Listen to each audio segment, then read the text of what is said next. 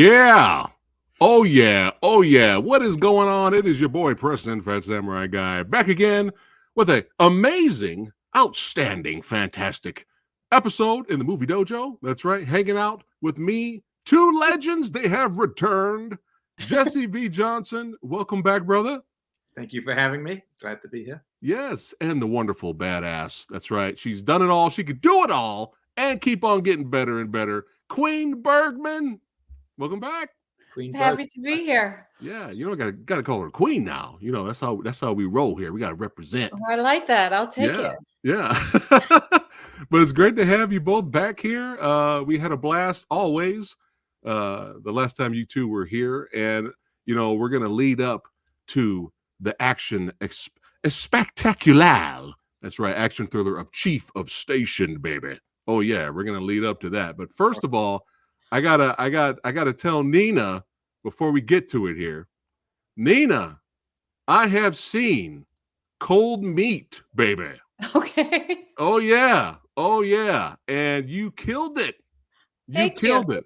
Oh, so I good. almost did die in it. Excellent in it. I saw it too. It's very, very good. Yeah. Oh, good. It's so Thank you. so good. I I appreciate that. Yeah, I gotta spread the word. That's right, Samurai Guy here. It is legit. Make sure you guys check out Cold Meat. You guys love suspense. You love thrillers with a little bit of horror spice on it there.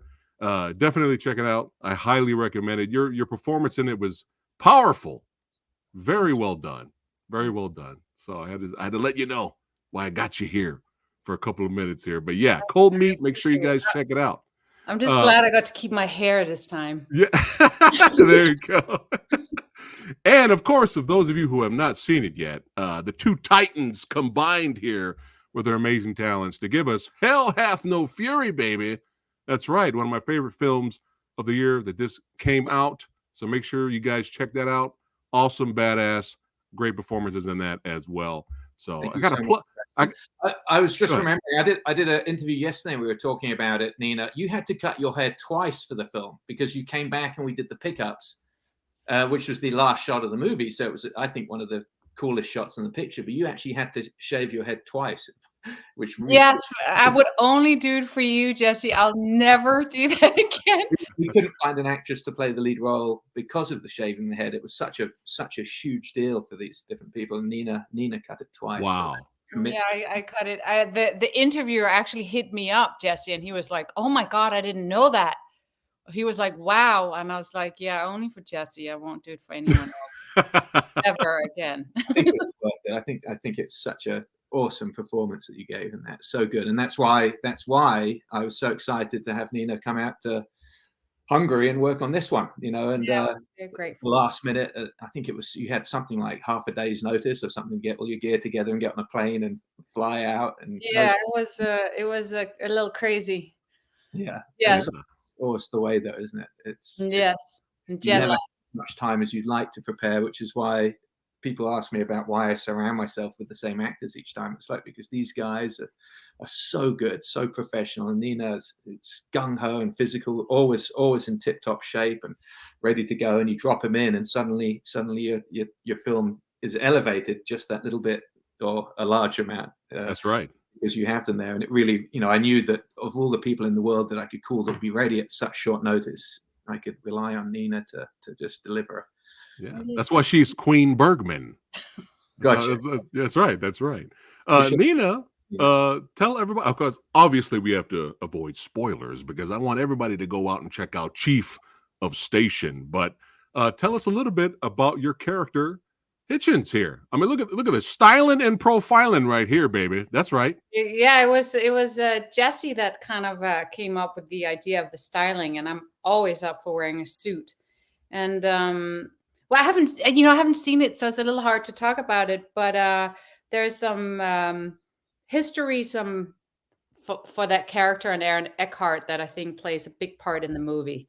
That was very interesting for me to play with, and she is, she's a little different from what I normally play. I don't normally, I've done a few characters similar to her, but not like her. Yeah, it was. She's a very interesting character. I would have loved to develop her further.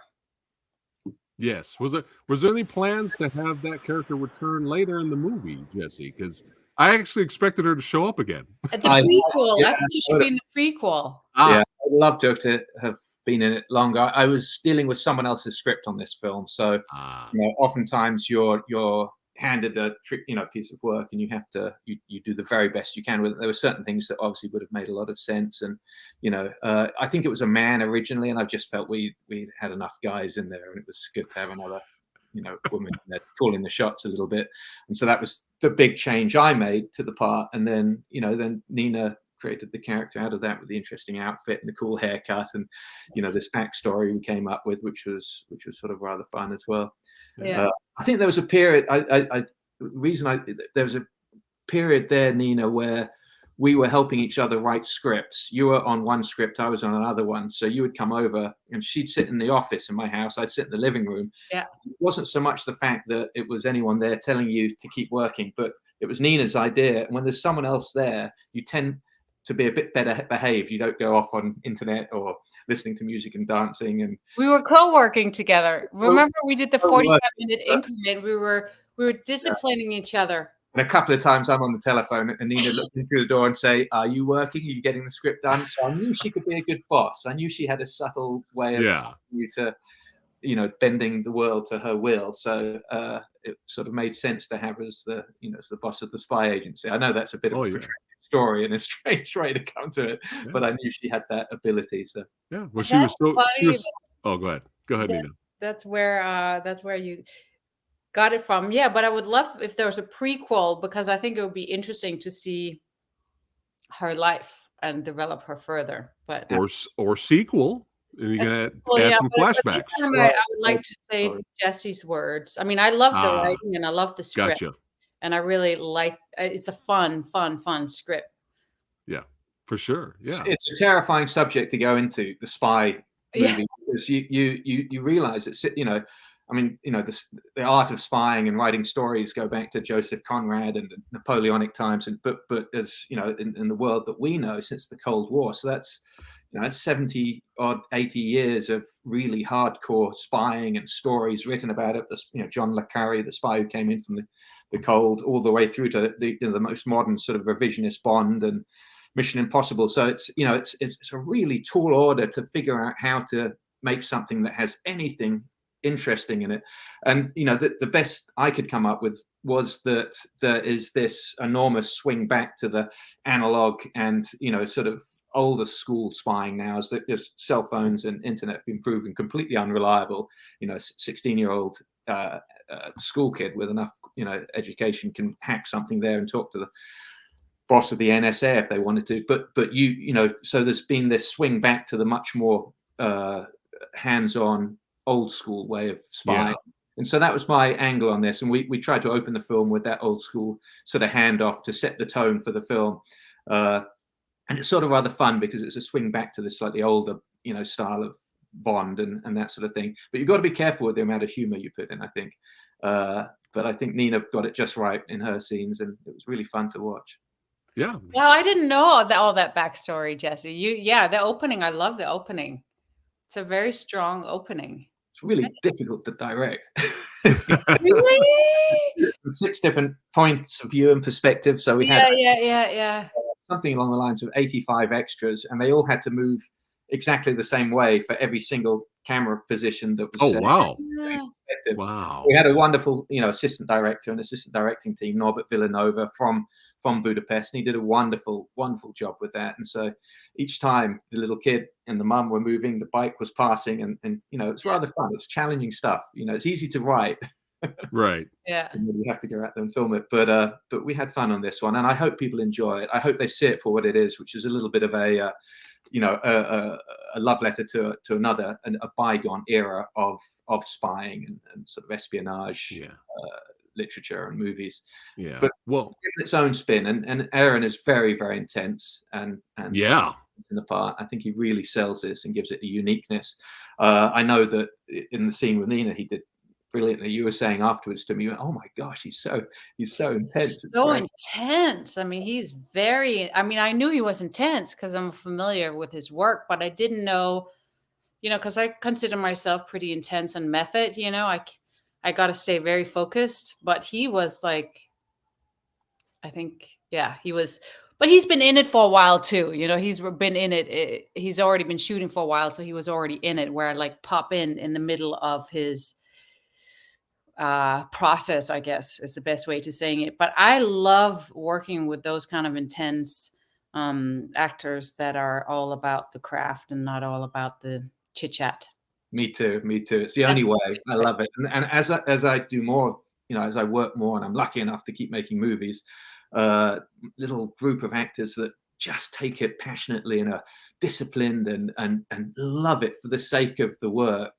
And it's so disappointing when you get to work with an actor you've been looking forward to working with for some time, and they aren't. They're trying to get through it as quickly as possible. They don't know their lines, and they're whole bunch of other things going on, the very last of which is concern over the script. What I love about Aaron and Nina is just this, you know, it's about the character. It's about how do we make this work the way it should do, and you know, is this correct, and where would I be at this point? And I love that. It's so exciting, and you're working at such a sort of level that you don't even know when lunch is coming. You're not sure when you've done the whole day, and you're just watching your movie come to life in front of you. And it's been very exciting for me. People like Scott Adkins, I loved working with like that, and Louis Mandylor. And, yeah, Louis is like that too. He's very intense. Very, very committed. Bernhardt, who, you know, this is my second run with him, and you know, it's just a challenge, and it's an exciting challenge. It's sort of, you know, a discovery, because, and you have to allow yourself as a director to be steered as well to a degree. You can't have hands-on people like that. You can't control them, because if they find something they want to do, they're going to go after it. And your job is to sort of encourage that. But, you know, if they start to go too far off where you want, you have to kind of work out. If rein it in, you got to reel it in a little bit. I think that's your specialty, Jesse. You're so good at knowing when to let actors do their thing, and then you come over and you just say that little tweak, and not 5 notes. You just give a little slight direction that kind of changes everything. And you're so good. I think that's your specialty at letting us do what we do, and then you just kind of mold us, kind of guide us. Yeah, you're really good at that. But it's, you know, it's so exciting. And this one, we had moments like that. I think Aaron is tremendous, enormously undervalued as you know, an international actor. And I'm hoping this one will help a little bit. And I'm looking forward to working with him again. You know, it's a very, very collaborative process. It's, you know, similar to how you and I work, Nina. It's, you know, we talk at great length ahead of time. You know, that wonderful point in pre-production where you can grab that idea, and rein them all in until it gradually gets leaner and leaner to the point of where you're filming, where at that point you should have as many of those kind of big sweeping answers sort of taken control of, and now you're just looking for the minutiae and the small touches, and which are as important, because we're making movies, so even the flicker of an eye can steer a scene in a different direction, because the audience will notice it. You know, it's a wonderful process. It really is. Like, I don't play any musical instruments, but I imagine it's like playing jazz at the highest level when you get to act with or direct with Nina or Aaron Eckhart or these guys. It's really exciting. It all comes together, and it came together in the film. I mean, you can see it on screen. I can't wait to see it. Yeah. I have to leave because I have to be somewhere at 1, so I have to leave. But I just wanted to come and say hi. Yes, it was so great. It's always great having you here. I mean, it's your second home, Nina. Second home. But you got to leave right now. I know you were only because I couldn't move it. I have to do a really quick before you go. Well, I got you here. I am the idea man, and every time Jesse's here, I always have to pitch him something. And let me know if you're down, Jesse. Let me know if you're down with this, and Nina, let me know if you're down. For a while now, I've been interviewing a lot of martial artists and stuntmen and stuff like that, and it keeps coming up. Why isn't there a remake, a reboot of Yes, Madam? And after watching Chief of Station, the idea came to Samurai Guy, and I was like, we got it. Jesse's got to do it. Was that Rothrock or Michelle Yeoh? Yes, Michelle Yeoh and Cynthia Rothrock. Right. And that's been going through my head. And after watching Chief of Station, I got this idea. And I was like, I got to pitch it to Jesse. Jesse, I'm telling you, it's gold. And Nina, let me know if you're down. All right. To your version of Yes, Madam. Okay, Jesse? But instead of Cynthia Rothrock and Michelle Yeoh, I want to see Nina Queen Bergman and Olga team up. That's what I want to see. I want to see, Jesse, I'm telling you, it's gold. Team up. It'd be brilliant, I think. I Thank mean, you. yeah, I mean, I love Olga. These two Yeah. are two of the most disciplined and physical, and I think that. Well, phenomenal. you have two I Russians. would I'm be half the Russian. director out there if I was able to do that one. I'm telling you, it's gold. And the main villain that they go up against, Daniel Bernhardt. I mean, come on. This is gold. This is gold right here. Jesse, you got to do it in the future. I know he's a. Yeah, there you go. All right, Nina. Oh, okay, Thank I'm you so in. much. Just Thank get you us so the much. financing, and I'm in. Yes. There you go. Jesse. Nina is in. Jesse's going to make it happen. Let's go. Let's go. Let's do it. But thank you so much, Nina. Okay. It's your second home. See you in the future. Come on Yes. back. Yes. I'll keep in touch. I'll see you tonight at the. I'll see you tonight. Yeah. Yes. Don't forget, everybody, watch Cold Meat. Yes. Check it out. Amazon Prime. Thank you. Thank you. See you on the next one. Thank you so much. Bye, guys. Take care. All right. I had to pitch that to you, Jesse. I haven't seen that film in a long time. I'm telling you, but your version, Right. you write the script because you're a really good writer. Your version of this, but I'm telling you, both of them, it would be fire, man. Especially if we get a 2-on-1 fight at the end with Daniel, or 2-on-1 kind of gun battle. I'm telling you, it'll be gold. When I came to Los Angeles, also represented Cynthia Rothrock. She's a lovely lady. I've met her a few times. Yeah, she's amazing. And look at it. We got John from Action Flick saying he's sold. There we go. John is sold. I'm telling you. There we go. We're good. He says, legend, the action maestro in the house. We got some more fans here. Say, JVJ, top-notch director. Oh, yeah. We had a meeting yesterday, a Zoom, Scott and I, and a writer and another producer. So we're trying to find something. It has to be, the tricky thing in this game is not repeating yourself and trying to do something good. We took a huge gamble with Avengement, and it paid off. But the stakes are set pretty high. You've got to really use your imagination and got to come up with something that hasn't been done before. That's not copying a bigger budget movie, and it's just our version of it. So it's trying to find the playing field that's the right one for Scott and I. But I do love working with him. Super disciplined. One of the most disciplined actors I know. Not only physically, because you obviously understand someone who can move like that has to work out like a crazy man, but also with regard to the acting. As a story I've told a few times on Avengement. I was staying. They had us in this hotel, but to describe it as a hotel is way more than it deserved. It was the most scary place I've ever been in. Falling down in one of the roughest neighborhoods in this particular part of London, which wasn't. When I opened my window, there was like seven different railway tracks outside the window. Oh my goodness! It never stopped. But I'm in there one night, and this banging sound is going on, and yelling and screaming down the hallway. And I finally got up the courage to go down. I think I've got a pan or something in my hand just in case I have to get in a fight, and I can throw it and run. And I get to the door, and I can hear the same words being repeated over and over. And I realize it's Scott running through his dialogue. There are other people looking into the hallway by this point as well, wondering what was going on. But he's running through his dialogue for the next day. Every imaginable, sort of emotion.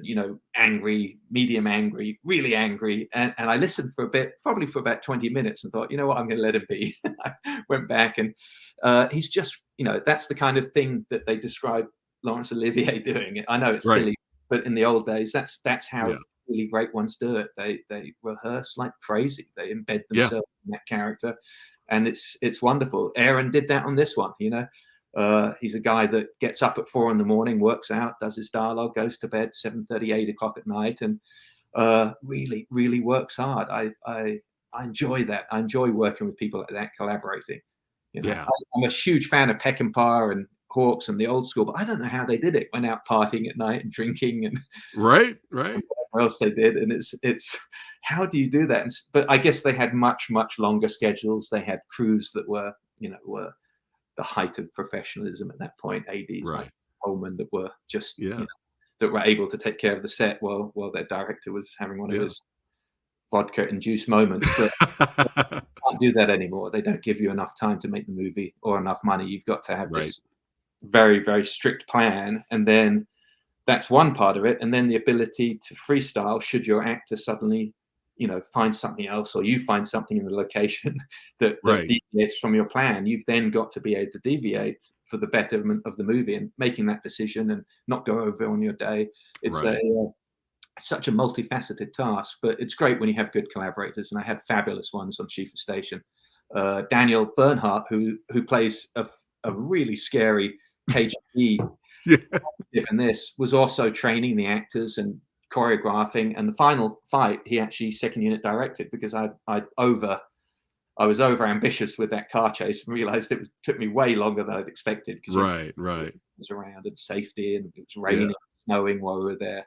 And so I ended up leaving a lot of the fight scene in that final fight to Daniel to direct and shoot. So my huge debt of gratitude to him. But these films are just enormously complex to make, and so you really got to have good partners. And Olga was there, who's always prepped and ready to go, and has a dialogue back to front.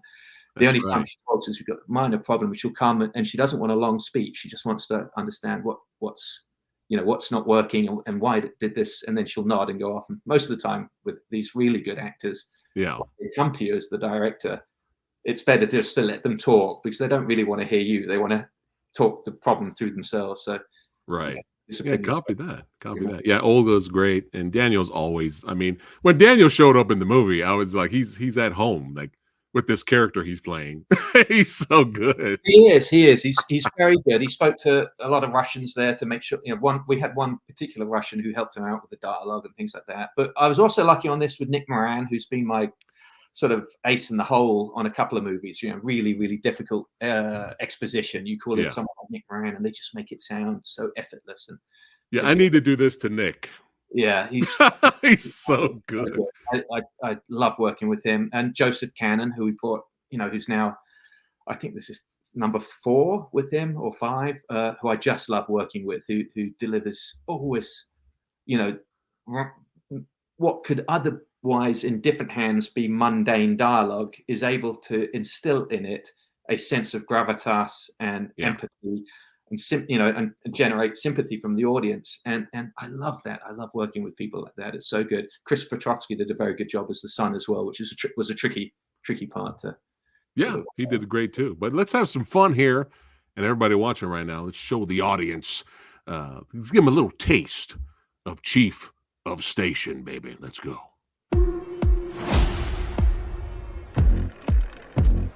They said you had retired. I want answers.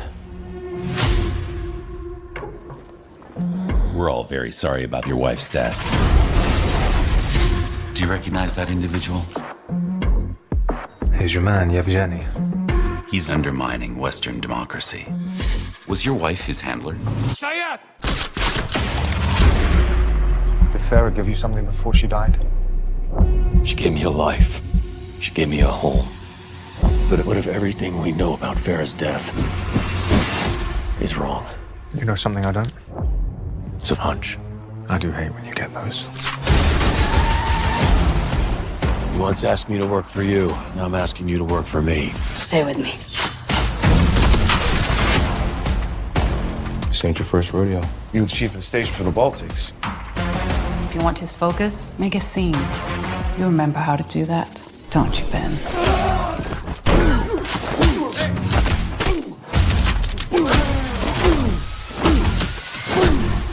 You knew Farah as well as anyone. With my help, you can end this.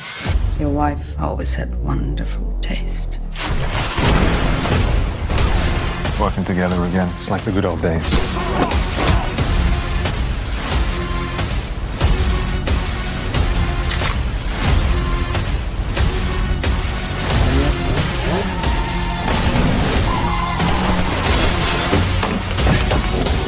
The world has changed, Ben. We are enemies once more. We've never stopped being enemies. I'll burn you, and then I'll bury you. What's your name? Why does it matter? I like to know the names of the people I'm gonna kill.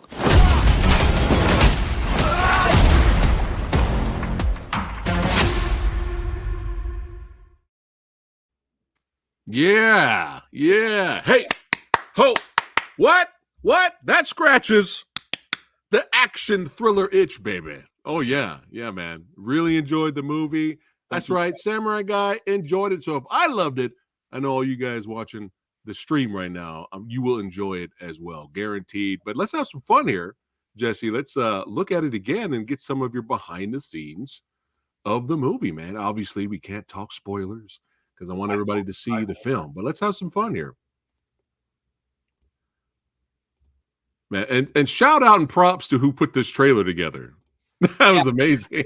This is vertical releasing. It's being released in the UK by Signature on June 3rd. They did a good job. This shot here is very interesting. This is a one-er in the movie. I've used a couple of them in the film. I like them. I like it when you're in foreign countries. It's often a lot easier to do these bigger shots than it is to do multiple setups.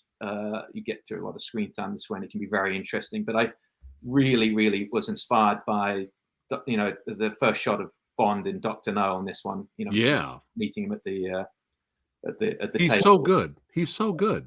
A lot of the angles are similar. The Bond character you see over his shoulder, and we only see over Aaron's shoulder for this.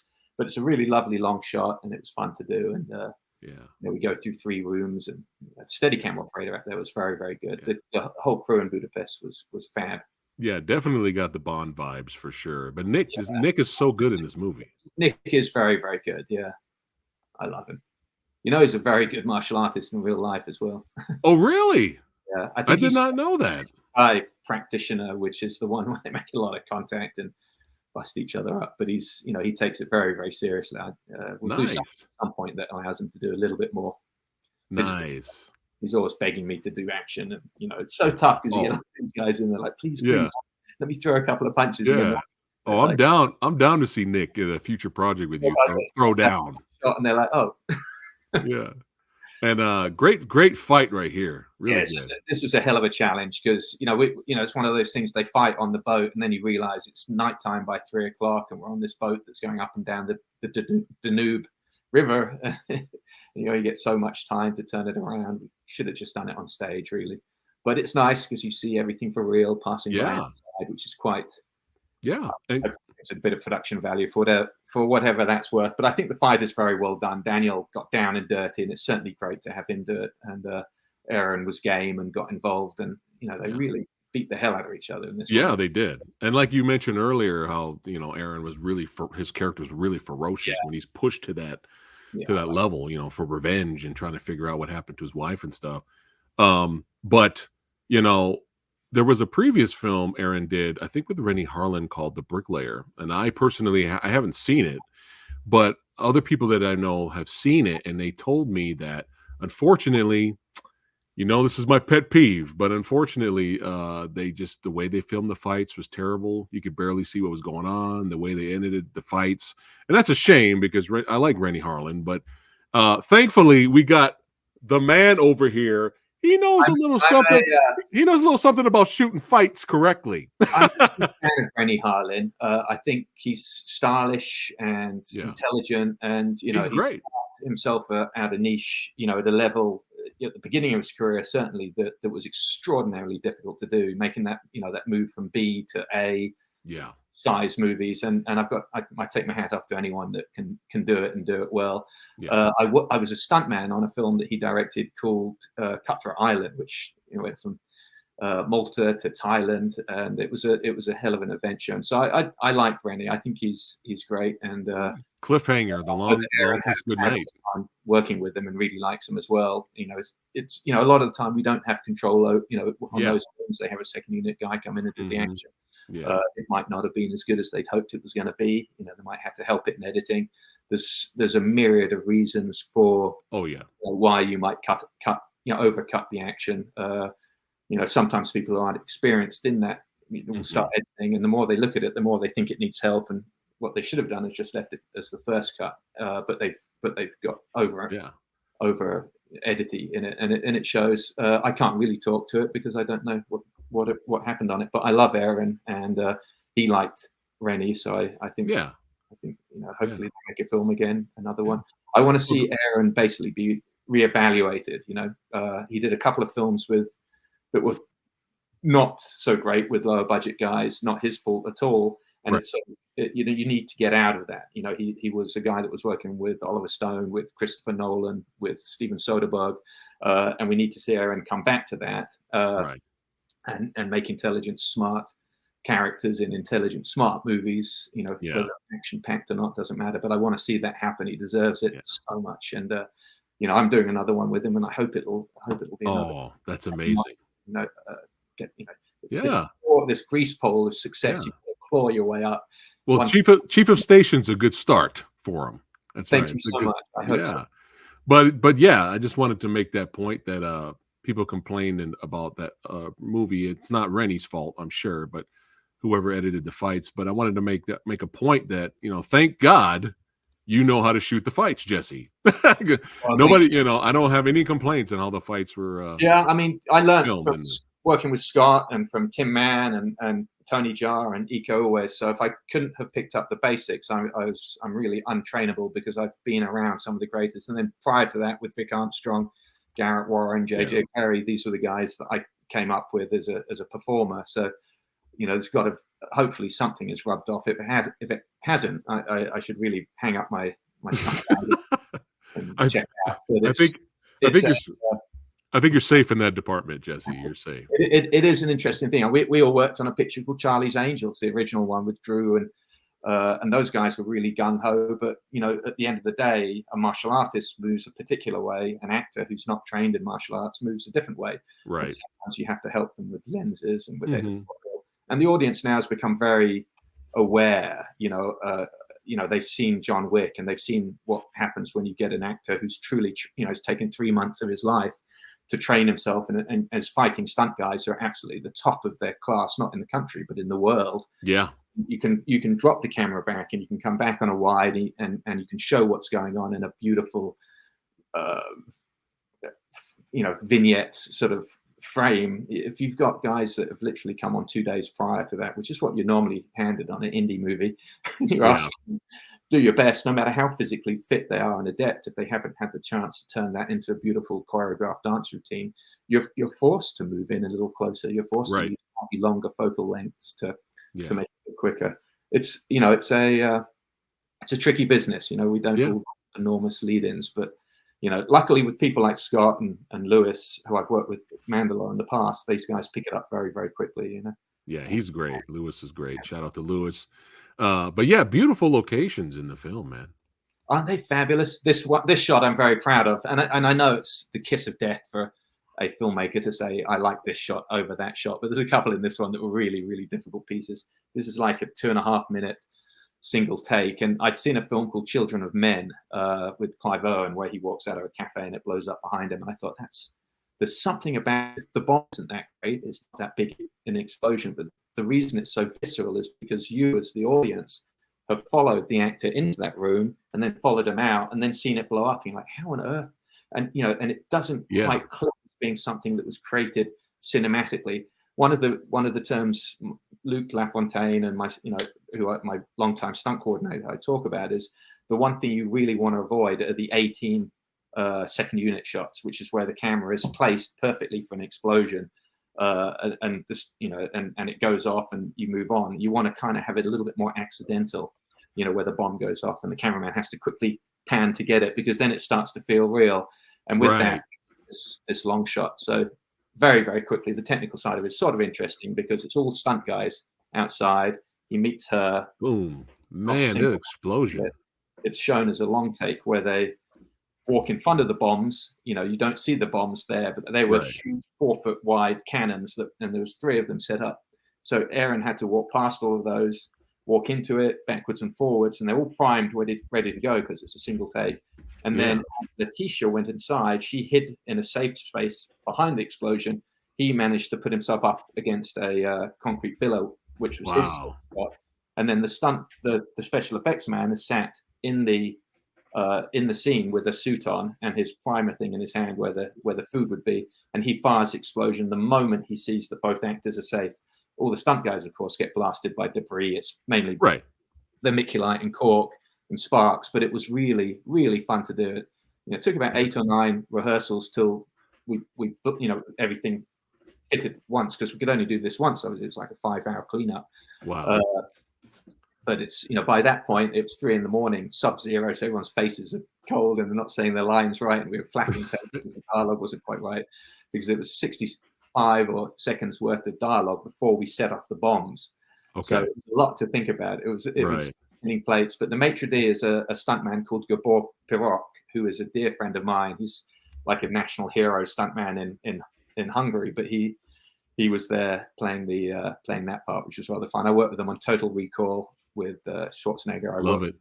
on Cutthroat Island as well with Rennie Harlin. Yeah. I think we did Young Indiana Jones Chronicles together as well. So it was fun to have him back. He's sort of, How cool is that? This shot in the trailer is just an explosion that was cool, but when you see it in the movie played in context, hopefully it's something rather fun. But anyway, as I say, Pretty intense. Getting too precious about individual shots because it all has to work as a movie, Oh yeah, another beautiful shot we got here. Look at that. Fisherman's Bastion in Budapest. It's sort of this rather cool tourist site. Funnily enough, we shot there again last year on a TV show called The Pendragon Cycle, which I was one of the directors on.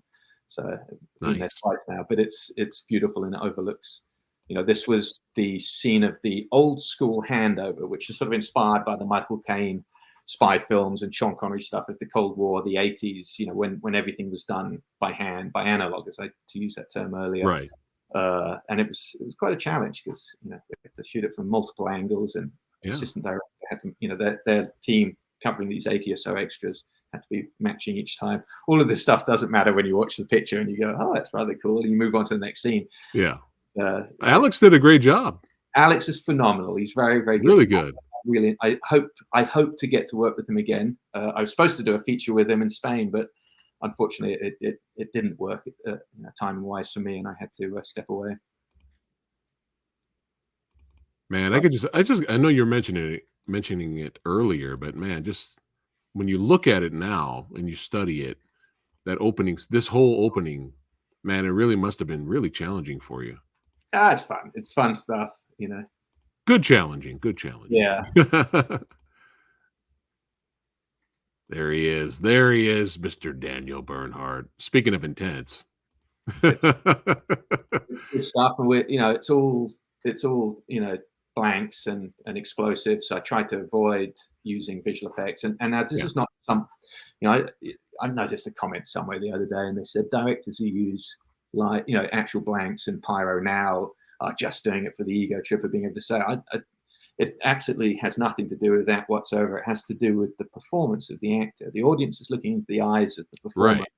And if he's shaking a rubber gun and it's going pop, pop, pop, and he's pulling the trigger, right, it looks like he's faking. It's very, very difficult for him to make, or her to make that step into what that feels like. You fire the blanks. It's I've been using blanks for 30 plus years at this point. Never had an incident, knock on wood, absolutely zero. You do that, and the machine is moving and making a lot of noise and it's shaking. Now he has she has the look of stress and anticipation on their face, which the audience picks up on. It's a visceral connection that they make. Right. I don't think there's any getting around that. I can tell the moment they use the fake things. Right. John was different. They've got the soft air gun that moves. It makes a pop, and these guys are not supposed to be reacting to it. They're superheroes. They live in a different universe. That's great. That's wonderful. Yeah. They do it well. They also take the guys out and train them inordinately in live fire, so the guys know exactly how to make those guns look like they're firing. Right. It's a different world, but for the most part, I want to use this stuff primarily and really only for the sake of the performance and what kind of movie we want the audience to feel, and invest in. You use visual effect muzzle flash if it's dangerous, if someone right. Of course. Right. Well, that comment doesn't make any sense. Whoever made that comment, it doesn't make any sense, because how many years have they been doing this? I just keep reading about the Rust incident because it's obviously very interesting to me. It's a factor that I'm very concerned about. But it's always safety first. I mean, that's you guys have professionals on set to do everything that you can to have it's multiple people what say concerns. You know, it's just the way you do it. You know, it's not even a question. But it's not just it's not what you just said in terms of like you want the actors to actually react to something real, but the audience can feel that too. The audience can see that it's real, and and it just it's more of an impact on the audience as well. Yeah, totally. I worked on a film called Beowulf, and it was shot in it was created inside a virtual space. So you wear a black skin-tight leotard with reflective panels on it. And it had some of the greatest actors of all time in it, you know, from John Malkovich to Angelina Jolie, Anthony Hopkins, you know, just Ray Winstone. Ray Winstone. But it's bloody difficult. And I talked with all of them. I was in there for 3 months with them, you know, assistant coordinating it, or co-coordinating, I think it was, stunt coordinating. And even Hopkins is like, this is just inordinately challenging because there's nothing. I'm imagining this. There's no sword. It's a piece of wire. You know, you get out onto the battlements of a real castle, and you have that outfit on, you look out, you see your army ahead of you. It's a lot easier to act, you know, with a reaction to that than it is to fake it. I just don't understand why we keep pushing and pushing to make films, you know, like in filmmaking into a 9-to-5 job, you know, that you can do at an office. The product that we're getting is so ugly and so boring and mundane. Yes. You know, they keep telling, you know, various producers, oh, we've got this fantastic virtual space. You can do it there. Film in a virtual space. Why do I want to do that? Yeah. Someone else's artwork in the background? No, not at all. It's a bit not, you know, the actors faking it and always looking like the. Anyway, so with Chief Station, we tried to put the actors into as much the moment as possible and come up with something that felt, you know, organic and real. Yeah. Oh, we got an Alex fan here. He's happy to see him in the movie. That's awesome. There you go. He's brilliant. He's so good to work with. He's gung-ho. He wants to do the martial arts. He's a judo and jiu-jitsu practitioner and a hardcore driver. If you watch the film, 90% of the driving that his character does, with the exception of that enormous jump at the end, is Alex driving. Really? I was in the back of the car for a little bit. It was absolutely hair-raising. I had to just hold on to the roll cage. I couldn't look out the window because it was so terrifying. Shout out to Alex for sure. He's also an incredible driver as well. Wow. So it was pretty fun. How awesome. I'm a better driver than I am a passenger. The passenger stuff really, your heart is in your throat because you're realizing there's smashes. You've got the camera, the lead actor, DP, myself. But anyway. Wow. So I'm gonna say this right now. I don't think I've ever seen Olga suck in anything. She's so good. She's so professional. No matter what movie it is. That's fantastic, you know. I mean, she was great in your period piece film, fantasy biopic, Boudica. I mean, I've seen her challenged as well. You know, when we did a film called White Elephant, and she had literally just got off the plane. I knew for a fact she'd been on it, flying for 21 hours to get to Tifton, southern Georgia. By the way, she'd driven herself to Tifton from landing in Atlanta, which is a 2-hour drive. She'd never been there before. Picked up a rental car, which it's just mind-boggling to have any actor do that. On the whole, they're not terribly good at looking after themselves. Checked herself into the hotel. I was chatting with her, and she said, I'm a little tired. I'm going to be a little tired on set. You know, what's the strongest caffeinated drink that you can come up with for me and get it to me? And, you know, and we did. We found her some black coffee or something, you know, bullet coffee or something. And she soldiered through a whole day knowing that knowing not only had she not slept, but she had been traveling, which is just brutal.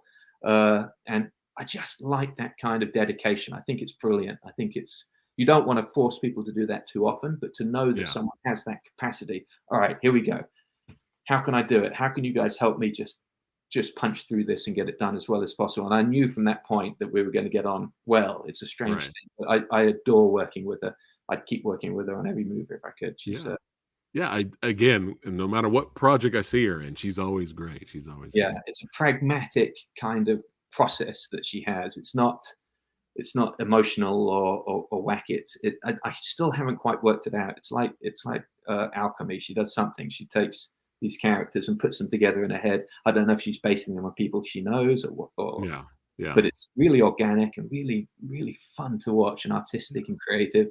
Not too much dialogue. As I say, with actors of Olga and Aaron's level, when they come to you, they they don't necessarily want to hear your ideas. They want a sounding board, and you kind of and go find on. that character, and make the character their own. The last thing in the world they want is an explanation. They just want, it's brilliant. It's brilliant. Nice.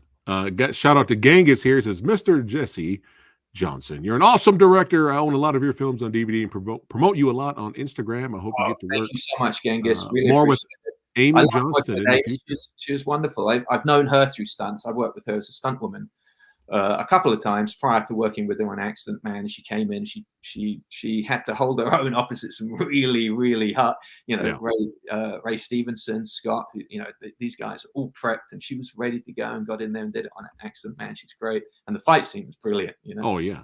That's I why directed. That was Tim Mann who came in and directed the action, the fight, not the action, Nice. the fight scene. Tim's great. Towards the end of it, but she was brilliant. I thought that was great. Yeah, and you saved the best fight for last. That's what good directors do. What was that? Which fight was that? The last fight? Amy Johnston versus Scott Atkins was That the was the last fight. Yeah. All the fights were great, but that was like, oh, it's going down. She's got the katana sword. That was good stuff, man. Yeah, she's fab. We took it to we did a pickup shot for her in America as well. We shot in England that one, and then we shot the scene where it's the flash. I think it's the description of her, and she's training with Roger Yuan, who's since gone on to choreograph and train all the guys in Dune. She has him as her trainer in the woods, in the Japanese woods. Kills him, and then kills a bunch of people in a small apartment. That was fun to do. Yeah, she's worked with. Yeah, she's great. She's great. Yeah, love this scene here where Olga just murks. Just murks everyone. So good. Yeah. They're a little bit like stormtroopers in that one. They didn't. She caught them by surprise, I guess, and had a lot of bullets. Look at Nick. Nick is great. Yeah, he's very, very, very good. This fight. How long did it take to put this together? Well, Aaron goes off right here. Yeah, Daniel put the fight together with the team over there, who were very, very good. We had Levy and the stunt team were extraordinary. And then, of course, we have very little time on set. So I shot all the dialogue, and they probably got an hour and a half towards the end of the day. It's like, okay, let's get this done. And they come on in, and wham, Daniel knew the angles that were best. I'd looked at those. I'd made my comments on those ahead of time when they were creating the previs. So I had put my sixth sense in. So by the time we get there, we have a very easy to follow linear sort of plan. You zap through it as quickly as possible. You obviously watch the playback and make sure that hits have connected and everything looks good, and the background guys aren't doing anything wrong. And for the most part, it was 1 or 2 takes, and we're on. It's good stuff. Great stuff. As it is on when you do it with the best guys. Oh yeah. Is this the best Aaron's looked on screen in terms of action, you think? I don't know. I haven't seen everything he's done, but I have a feeling he's done some great stuff, because he was so good in this. He must have done good stuff before. Someone must have trained him up at some point when it comes to guns or physical stuff or car guns. So good. Yeah. It's like a natural bottle, head smash, boom, take the gun. You're done. Cock the gun. Boom. Yep.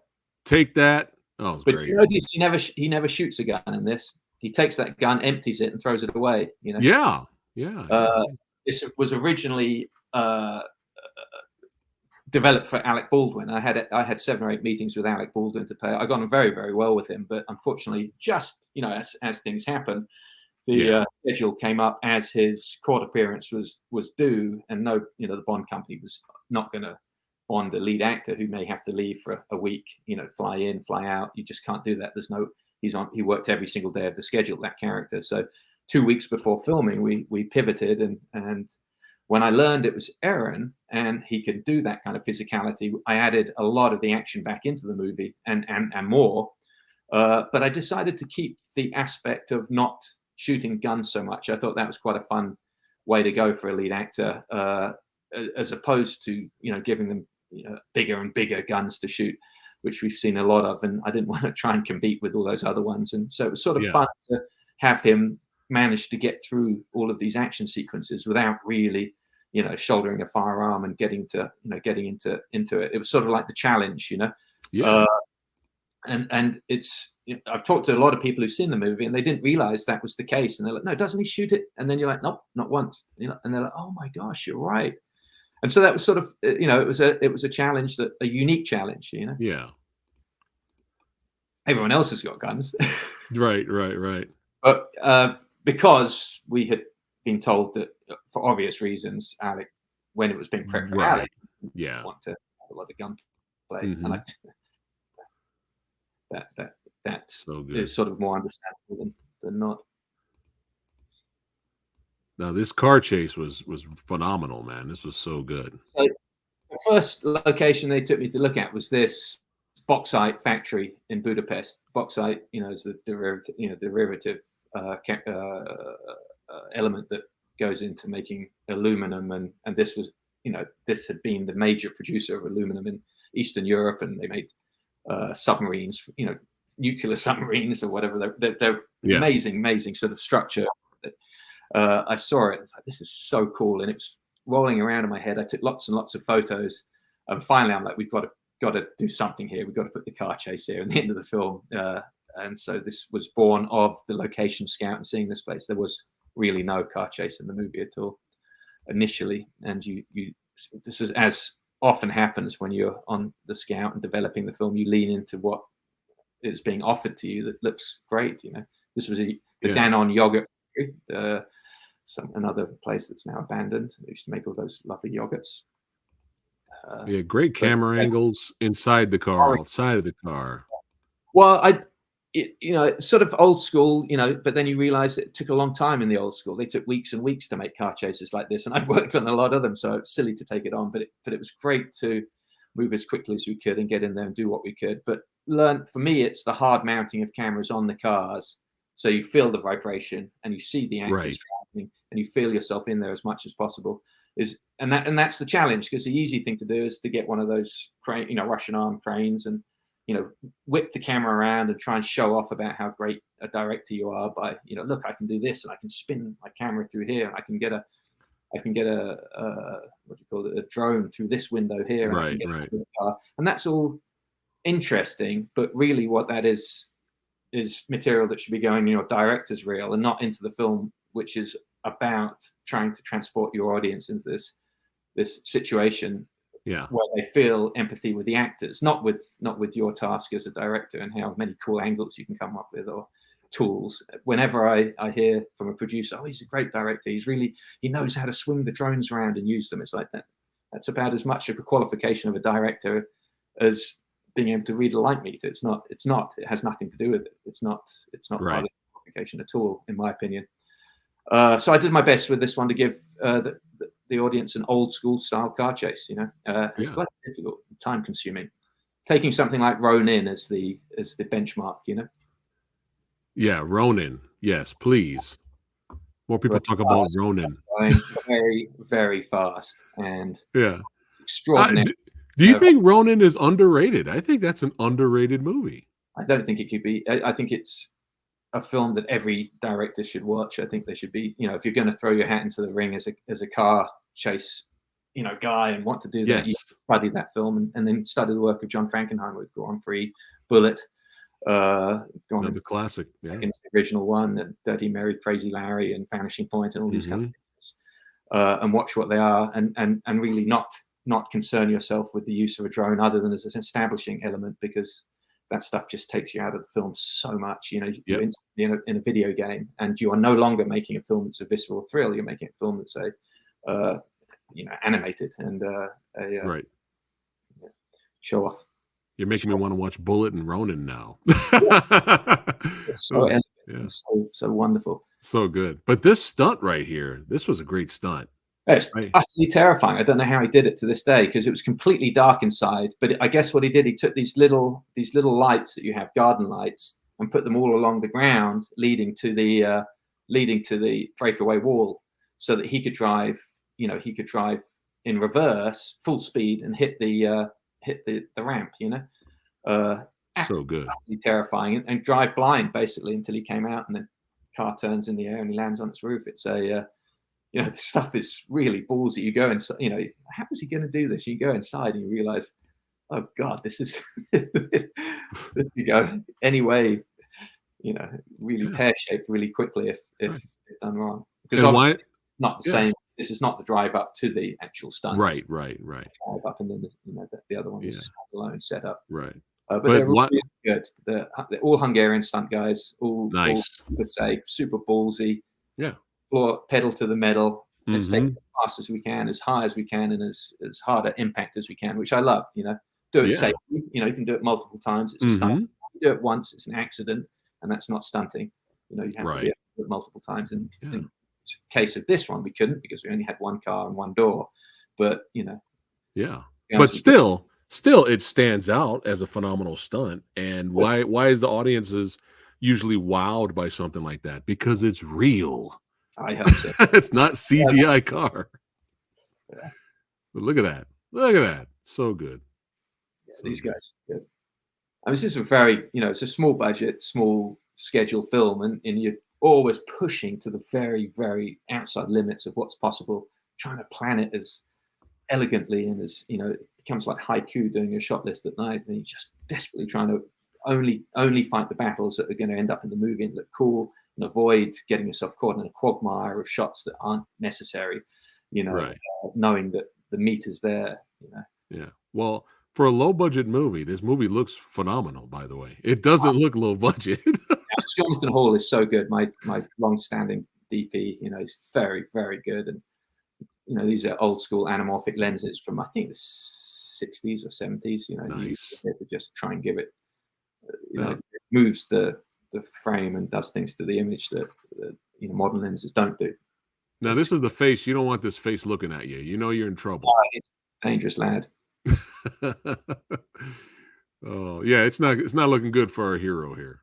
No, the interesting thing is here. I went, I said, how examples of why the KGB might think they are a more efficient outfit than the CIA. So I did a lot of research here, and one of these stories that I came up with, I had Daniel relay in the film, which is the story of Lebanon. The CIA had one of its operatives had an American taken hostage, and it took months and months to try and negotiate him back, and he ended up being killed by the terrorists. Now, the KGB, the following month, also had a key operative kidnapped. They chose to kidnap one of the hostage takers' family and send parts back piece by piece until the Russian was returned. Wow. And the first thing they sent was the ear. They cut off his ear and sent the ear to the terrorist leaders, and he was released less than a month later. And Daniel says that's the difference between the KGB and the CIA. We'll always be prepared to go one step further. I thought that was a cool story, so I have Daniel relay that in the movie. The eerie thing was last month, when they had that terrorist attack and they caught the guys. I don't know if you happened to see them, but the first guy that the KGB brought out, of the terrorists, they had chopped his ear off and made him eat it. So it's obviously something that the KGB do, and quite an eerie thing. Glad that it wasn't copied from the movie, because then I'd feel utterly awful, Yeah. But it's a fascinating life mimicking art, mimicking life kind of scenario. Yeah. So when you hear Daniel tell that story, it's just that little bit more eerie, I think, knowing that they actually still do. Yeah, for sure. And we're back to the fight. Oh, love how it's filmed. So good. So good. Fun stuff. Thank you so much, Preston. I really appreciate your support and all of this. Is so. Oh yeah. Oh yeah. Yeah. So hey, everybody watching this right now, you know what you need to do, baby. That's right.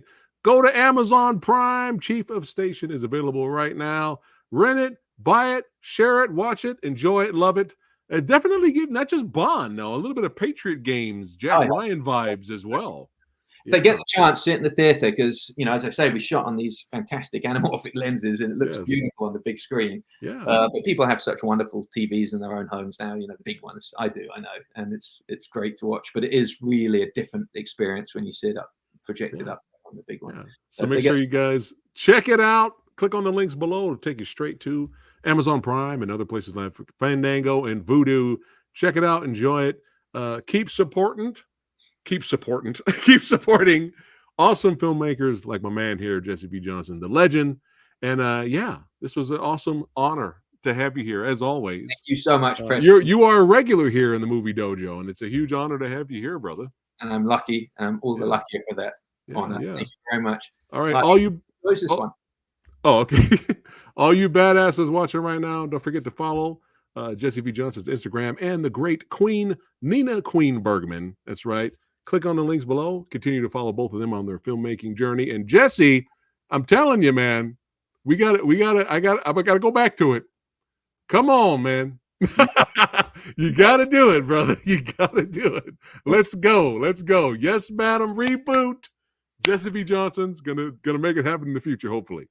Let's Thank go. you very much. It's great. Jesse, don't go anywhere, but I'll see you badasses on the next one. Take care, guys. Thank Chief you. of Station, baby.